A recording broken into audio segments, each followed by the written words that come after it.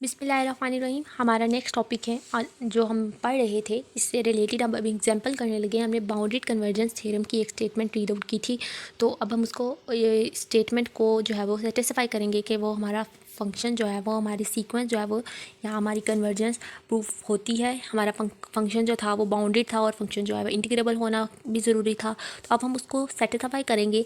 तो हमारा एग्जाम्पल है हमारे पास अनबाउंडेड सीक्वेंस की। अब हम एग्जाम्पल लेंगे और हम उसको एक्सप्लेन करेंगे। और बाउंडेड सीक्वेंस हमारे पास क्या होता है? ऐसा सीक्वेंस जो बाउंडेड अबव भी हो, बाउंडेड बिलो भी हो। बाउंडेड अबव मतलब कि आपका कोई भी फंक्शन है वो लेस देन और इक्वल टू 1 आए तो वो बाउंडेड अबव होगा, अगर वो ग्रेटर देन और इक्वल टू 1 आए तो वो बाउंडेड बिलो होगा। और ऐसा फंक्शन जो ना बाउंडेड नहीं है वो एक अनबाउंडेड फंक्शन कहलाता है। अब सीक्वेंस में बात करें तो वो एक अनबाउंडेड सीक्वेंस फंक्शन होगा। तो अब हम नेक्स्ट देख रहे हैं कि हमारे पास एग्जाम्पल है for all N greater than और इक्वल टू 1। आपके पास कोई एफ एन डिफाइन है, ठीक है। उसके बाद F N greater than equal to 1 है, एन उसने वैल्यू दे दिया है। आपके पास कोई फंक्शन है एफ एन और उसका जो डोमेन है, जो इसकी रेंज डोमेन दे रहा है वो माइनस इन्फिनिटी और इन्फिनिटी में दे रहा है। तो उसने फंक्शन डिफाइन किया एफ एन एक्स बताया। अगर आपके वो कहता है कि अगर हम इससे पहले भी हम ये एग्जांपल डिस्कस कर चुके हैं, अगर वो एक्स की वैल्यू ये है तो हमारे पास फंक्शन का आंसर ये आएगा। इसी तरह ये वाली वैल्यूज हम इससे पहले डिस्कस कर चुके हैं, अगर आपने मेरे वो सुन लें। तो अब हम इसको स्टार्ट कर रहे हैं। हमारे पास कहता है कि हमने बाउंडेड सीक्वेंस को प्रूव करना है, लेकिन वो कहता है कि हम एक एग्जांपल ले रहे हैं कि अनबाउंडेड सीक्वेंस की। तो किस तरह से अब हम इसको प्रूव कर सकते हैं? क्योंकि हमारे पास एक अनबाउंडेड सीक्वेंस था और उसके लिए हमारे पास फंक्शन की जो नाम है वो इस तरह से डिफाइन हुई हुई थी। देखिए, अगर बाउंडेड सीक्वेंस है तो उसकी नाम इस तरह से डिफाइन हुई हुई है और वो नाम जो है वो नाम है और देन उसका इंटरवल है। तो अब वो कहता है कि हम इसमें से कोई सीक्वेंस उठाएंगे और उसकी नाम को चेक करेंगे कि क्या वो फंक्शन बाउंडेड प्रूव करता है या नहीं है। और the while function is integrable, function integrable तो है 0 1 पर। आपका इंटरवल 0 और 1 में है। माइनस इन्फिनिटी और इन्फिनिटी इंटरवल दिया, मतलब कि ओपन इंटरवल है और माइनस इन्फिनिटी और इन्फिनिटी जो है वो इंक्लूड नहीं होते हैं ओपन इंटरवल में। तो अब वो इंटरवल अगर इंटीग्रेबल है तो इस इंटरवल पे है और 0 और 1 क्लोज इंटरवल है, यहाँ पर उन्होंने कह दिया। अब हम इसका इंटरवल लेकर चेक करेंगे, क्योंकि हमारा इंटरवल 0 और 1 में आ रहा है। तो ऐसा कौन सा फंक्शन होगा यहाँ से कि जिसमें हमारा ये इंटरवल सेटिस्फाई करता है? देखिए, यहाँ पर अगर चेक करें तो आपका x लेस देन -2 है। 0 1 तो नहीं आएगा। -2 आपका, अगर मैं आपको डिफाइन करके बताऊँ तो आपका रियल लाइन पर जो है वो -2 यहाँ पर कहीं अगर आता है -1 0 और 1, तो ये 0 1 तो इंटरवल को सेटिस्फाई नहीं कर रहा, मतलब आपकी ये वाली वैल्यू फंक्शन की अनबाउंडेड में इंक्लूड नहीं होगी। नेक्स्ट वो कहता है हमारा फंक्शन जो है वो -2 अवर एन की कोई भी वैल्यू पुट कर लें, एन हम अगर 1 पुट कर लें तो हमारा फंक्शन जो आ रहा है वो आ रहा है -2 और -1 के दरमियान में। तो क्या अभी ये हमारे फंक्शन की वैल्यू को प्रूव कर रहा है, हमारी इंटीग्रेबल के पार्ट को, इंटरवल को प्रूव कर रहा है? नहीं कर रहा है, क्योंकि हमारा फंक्शन तो 0 1 में है। नेक्स्ट अगर हम चेक करें तो हमारा फंक्शन आ रहा है -1 और 1 के दरमियान में। तो -1 ये दरमियान में 0 और ये आपका 1, तो हमारा -1 और 1 में है, तो हमारा 0 भी कवर हो रहा है और 1 भी कवर हो रहा है। मतलब आप ये वाला एक लेंगे। उसके बाद हमारा फंक्शन था -2 और -1 के दरमियान में, ये तो कवर नहीं किया। अब हमारा जो नेक्स्ट फंक्शन है वो है, इसको रब कर लेते हैं। हमारा जो नेक्स्ट फंक्शन है वो है 1, एन की आप कोई भी वैल्यू पुट कर लें, 1 पुट की तो हमारा फंक्शन आ रहा है 1 और 2 के दरमियान में। तो क्या ये फंक्शन की प्रॉपर्टी को, हमारे इंटरवल को सेटिस्फाई करेगा? 1 और 2 इसमें नहीं आ रहा है। देन अगला फंक्शन जो है वो ग्रेटर देन और इक्वल टू 2 है, तो ये तो बिल्कुल भी नहीं करेगा। तो अब हमको कहता है हम एफ एन एक्स में से कोई वैल्यू उठाएंगे और हम कहेंगे कि हमारा फंक्शन जो है वो एक अनबाउंडेड सीक्वेंस है और वो आंसर हमें 1 देगा। तो उससे उन्होंने डायरेक्ट की वैल्यू जो है वो यहाँ पर डिफाइन कर दी है कि वो कहता है कि एफ एन एक्स अगर हम कोई वैल्यू उठाकर उसके ऊपर इंटीग्रेशन चेक करें तो हमारे आंसर जो है वो 1 आता है। मैं आपको इस फंक्शन के अंदर से एक वैल्यू उठा के बताती हूँ, उसके ऊपर इंटीग्रेशन अप्लाई करते हैं और उसको सेटिस्फाई करते हैं और हमारा आंसर वो 1 आएगा। किस तरह से 1 आ गया ये डायरेक्ट मैं आपको नहीं समझाने लगी, मैं आपको इसका प्रूफ दिखाती हूँ। ये हमारे पास फंक्शन था, हमने दो ऐसी वैल्यूज़ लेनी थी जिसमें हमारा फंक्शन 0 और 1 में डिफाइन हो जाता।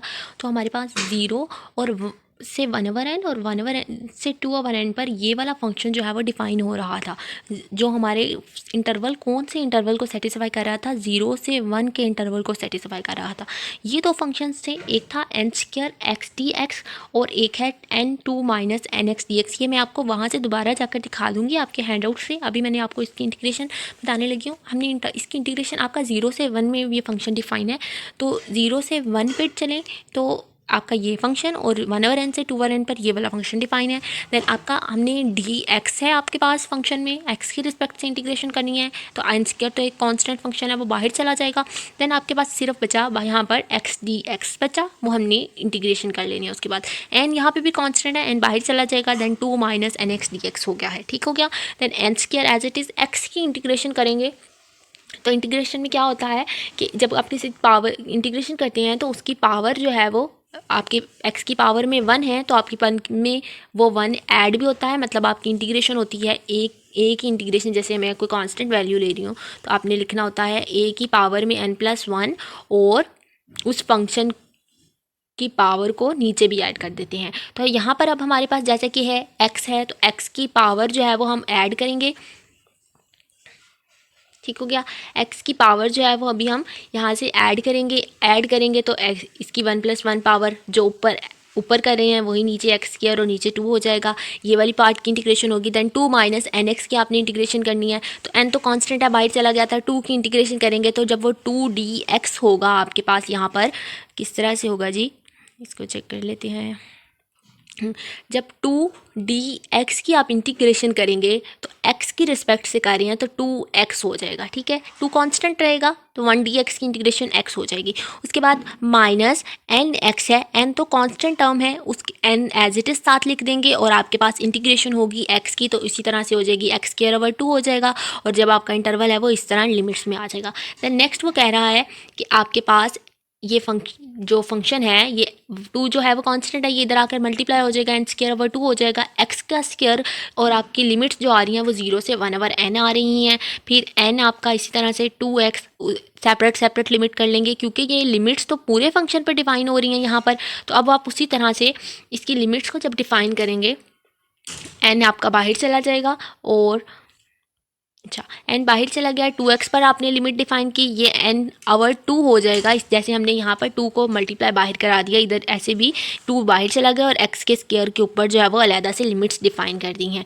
उसके बाद है आपने लिमिट्स अप्लाई करनी है। आपकी जो लिमिट्स हैं x के स्क्वायर के ऊपर वो 0 से 1/n है, तो पहले अपर लिमिट पुट करते हैं, देन लोअर लिमिट। तो x में जब आप अपर लिमिट पुट करेंगे, x का स्क्वायर है तो आपके अपर लिमिट पुट करेंगे तो 1/n का होल स्क्वायर माइनस 0 का स्क्वायर, ये लिमिट आएगी हमारे पास। तो 1/n का होल स्क्वायर आपके पास 1/n² डिफाइन हो जाएगा।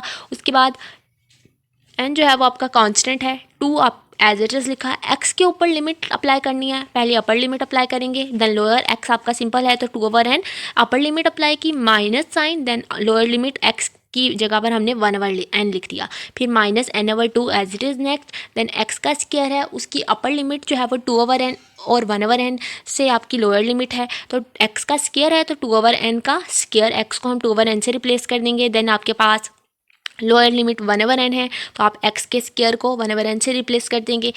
रिप्लेस करने के बाद अब हम इसको अवेलुएट करते हैं कि हमारी लिमिट्स किस तरह से आएगी। ये देखें, ये n का स्क्वायर और ये n का स्क्वायर कैंसिल हो जाएगा, 1/2 आ गया। देन आपके पास ये वाला n जो हमने कांस्टेंट था फर्स्ट ऑफ ऑल बाहर निकाल दिया, 2 आपका एज इट इज़ आ गया। देन अगर आप इसका एलसीएम ले लेते हैं तो 2 - 1 आपके पास n जो है वो नीचे एलसीएम आ जाएगा, 2 - 1 आपके पास 1/n आ जाएगा। उसके बाद अगर आप इसको मज़ीद चेक करते हैं, n/2 ये एज इट इज़ आपका आ गया, देन 2/n का होल स्क्वायर 4/n का स्क्वायर हो जाएगा और ये 1/n का स्क्वायर। देन अगेन आप नेक्स्ट जो है वो इनका एलसीएम ले लेंगे, ये आपका 1/2 बन गया, एज इट इज़ आया। देन n आपका, देन नेक्स्ट आपका जो है वो 1/2 n 2/n जो है ये हो जाएगा 2 - 1/n, ये आपके पास 1/n आएगा, तो ये 2/n हो जाएगा। देन n/2 ये आप एलसीएम लेंगे तो 3/n का स्क्वायर हो जाएगा। नेक्स्ट किस तरह से होगा, 1/2 आपने सॉल्व कर लेना है, ये n से कैंसिल हो जाएगा, आपके पास सिंपल 2 रह जाएगा, और ये n तो सबके साथ मल्टीप्लाई होगा क्योंकि हम इस n को बाहर निकाल लिया था। आपका ये n जो है वो स्टार्टिंग में डिफाइन हो रहा था, देखें आपका n किधर है, ये आपका n जो है वो सारी टर्म्स के साथ मल्टीप्लाई हो रहा था, यानी कि 2 के साथ भी होना था, nx के साथ भी होना था। तो अब आपका n जब आपने लास्ट पे करेंगे तो सबके साथ सब वैल्यूज़ के साथ इस n को मल्टीप्लाई करेंगे। आपका n इस वाले के साथ भी मल्टीप्लाई होगा और इस वाले के साथ भी मल्टीप्लाई होगा। जब इसके साथ होगा तो ये n 2/n हो जाएगा, जब इसके साथ होगा आपका n मल्टीप्लाई तो ये n का स्क्वायर हो जाएगा। यहाँ पर एक n है तो यहाँ पर n का स्क्वायर, ये n और n स्क्वायर, तो ये n स्क्वायर से कैंसिल हो जाएगा, 3/2 रह गया। देन आपने मज़ीद इसको एलसीएम ले लेना है इस वाले का, तो आपके पास आंसर जो है वो 1 आता है। इस तरह से हमारे फंक्शन की जो वैल्यू है वो 1 डिफाइन हुई है।